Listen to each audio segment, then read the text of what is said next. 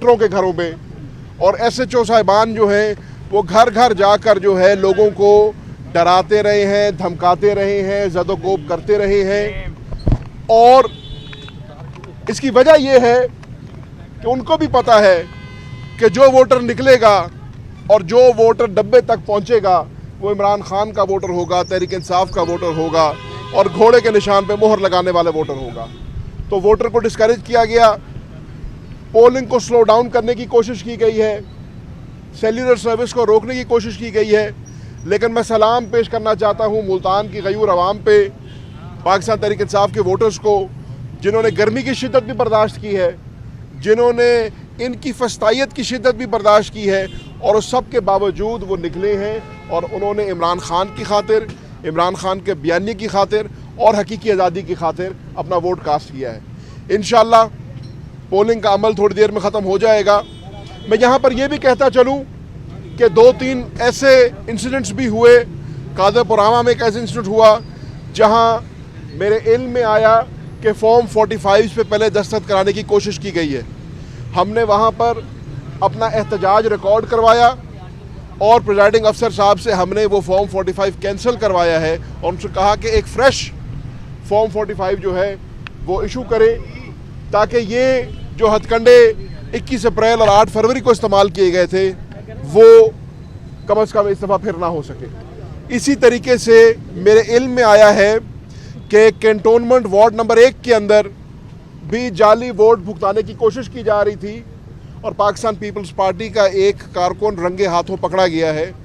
हमने उसको, हमारे वर्कर्स ने उसको जो है इंतज़ामिया के हवाले किया है और इस खदशे का जाहिर किया है कि ये जाहिर है प्री पोल रिगिंग तो जो करनी थी इन्होंने की है, पोस्ट पोल रिगिंग भी करने की कोशिश कर रहे हैं और अपनी मर्जी के नताइज लेने जा रहे हैं। इसी तरीके से जो हमारे मद्दे मुकाबिल है, उन्होंने सरकारी रिसोर्स का भी इस्तेमाल किया, उन्होंने प्रोटोकॉल का भी इस्तेमाल किया और ज़ाब्ता अखलाक की धज्जियाँ उड़ाई गई हैं। आप पोस्टर्स बैनर्स में देख लें, आप इश्तिहारात में देख लें, आप उनके कैंप्स जहाँ लगे हैं उनमें देख लें, जिस तरीके से हुकूमती मशीनरी को इस्तेमाल किया गया है, जिस तरीके से आज वो दालों और प्रोटोकॉलों में फिर रहे हैं, उससे इलेक्शन के यकीनन वोटर पे भी असरअंदाज होता है और इलेक्शन की शफाफियत पे भी सवाल उठता है। तो मेरी मुल्तान की इंतज़ामिया से ये रिक्वेस्ट है कि अब आखिरी घंटा एक है पोलिंग के अंदर, पोलिंग पुरअमन रहनी चाहिए और पोलिंग के अंदर जो शफाफियत का एक अंसर है वो नज़र आना चाहिए और इंतज़ामिया को भी उसके अंदर अपना रोल अदा करना चाहिए।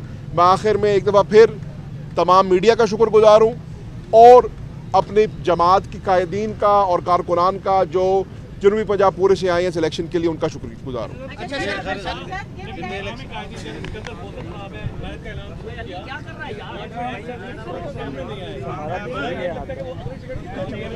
नहीं, ऐसे नहीं है।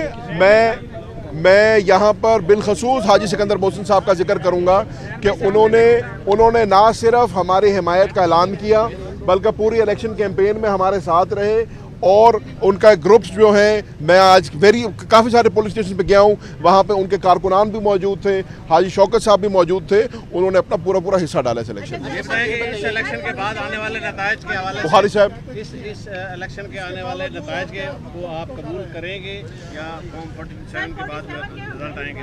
देखें, अर्ज ये है कि मैंने आपसे पहले ही अर्ज कर दिया कि मैंने तो आपको जगह के साथ बता दिया कि कादरपुरामा के अंदर 1-2 वाक़ये ऐसे आए हैं जहां फॉर्म 45 पे पहले साइन हुए हुए थे और कैंटोनमेंट बोर्ड में वार्ड नंबर 1 में बंदे पकड़े गए हैं जिनके जो बैलेट स्टफिंग कर रहे थे। अब हुकूमत और इंतज़ामिया उनके खिलाफ क्या एक्शन लेती है, इससे पता चलेगा कि उनकी इधर नीयत और इरादा क्या है।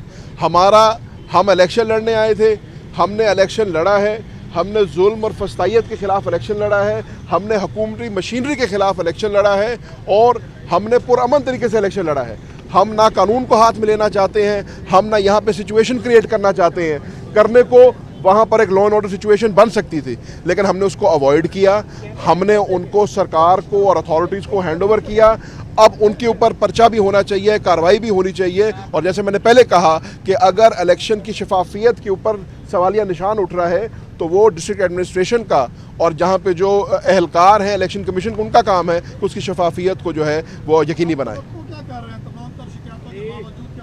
इसके साथ आपने ये एक प्रेस कॉन्फ्रेंस में कहा था कि 45 के बाद 47 लेने के लिए आप MPS जाएंगे, उस हवाले से क्या लाया? यकीन देखिए जी, तवक्को मैं अर्ज करता हूँ।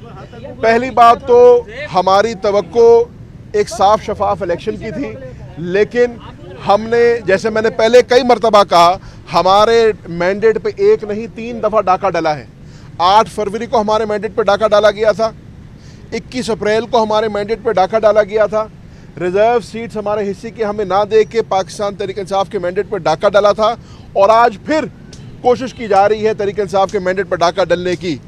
हम पुरअमन लोग हैं, हम आइन और कानून के दायरे के अंदर रहने वाले लोग हैं, लेकिन हम आइन और कानून के अंदर जो अपना हमें आइन ने इजाज़त दी है एहतजाज की, अगर हमें ऐसा लगा तो हम उसको भरपूर तरीके से इस्तेमाल करेंगे और हम एक दफ़ा फिर NA 148 के आवाम के ऊपर, उनके मैंडेट के ऊपर डाका नहीं डलने देंगे।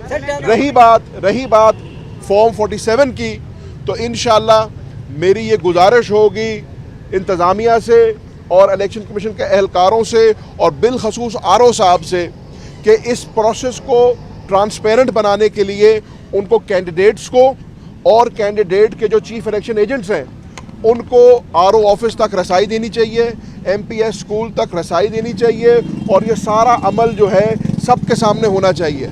अगर आपने आज भी 8 फरवरी की तरह वहाँ भारी पुलिस की और रेंजर की नफरी लगाई, और आज भी अगर आपने कैंडिडेट्स को अंदर ना जाने दिया और उनके सामने ये फॉर्म 47 वाला अमल मुकम्मल ना किया, तो फिर ये बात शीशे की तरह आया हो जाएगी पाकिस्तान के अवाम को कि आपने एक दफ़ा फिर उनके मैंडेट पर डाका डाला है। तो ये ओनस अब RO के ऊपर है। आज पूरे पाकिस्तान में सिर्फ एक हल्के में इलेक्शन हो रहा है। आज पूरे पाकिस्तान की नज़रें NA 148 मुल्तान के ऊपर है, और मुल्तान की एडमिनिस्ट्रेशन और RO अगर अपनी साख बचाना चाहते हैं तो उनको आइन और कानून के दायरे के अंदर रह के काम करना चाहिए। टर्नआउट का बता दीजिएगा, टर्नआउट का कितना देख रहे हैं? टर्नआउट अभी कैलकुलेट करना तो मुश्किल है, आप भी समझते हैं कि बहुत शदीद गर्मी है और उसका यकीनन असर टर्नआउट पर पड़ेगा, लेकिन मेरे समझने में पाकिस्तान तहरीक इंसाफ का जो वोटर है, ये समझना बहुत ज़रूरी है कि तहरीक इंसाफ का वोटर जो है एक MNA को मुंतखब करने के लिए बाहर नहीं निकल रहा। तहरीक इंसाफ का वोटर जो है सिर्फ एक सीट का फैसले के लिए बाहर नहीं निकल रहा। ये हमारी बयानिए की जंग है, और ये हमारा मानना रहा है डे 1 से कि 8 फरवरी को पाकिस्तान की आवाम ने इमरान खान को, तहरीक इंसाफ को वोट दिया था।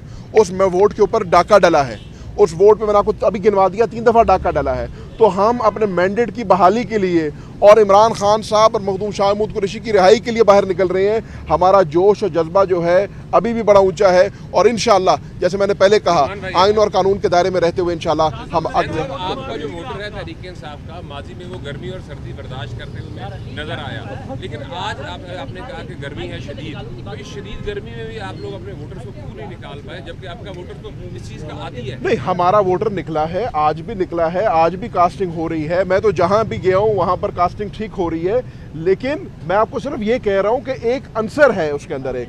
तो अगर हमने तो इसका कंपैरिजन करना है ना जनरल इलेक्शन के साथ। आपके इल्म में है कि बाई इलेक्शन में वैसे ही वोटर टर्नआउट जनरल इलेक्शन से थोड़ा सा कम होता है, लेकिन उसके बावजूद भी मैं वसूख से आपको ये कह सकता हूं कि जो वोटर निकला है वो जेन्युइनली तहरीक इंसाफ का निकला है। अब जब बक्से खोलेंगे उसमें से क्या कहानी निकलती है वो तो बाद की कहानी है, बाद में पता चलेगी।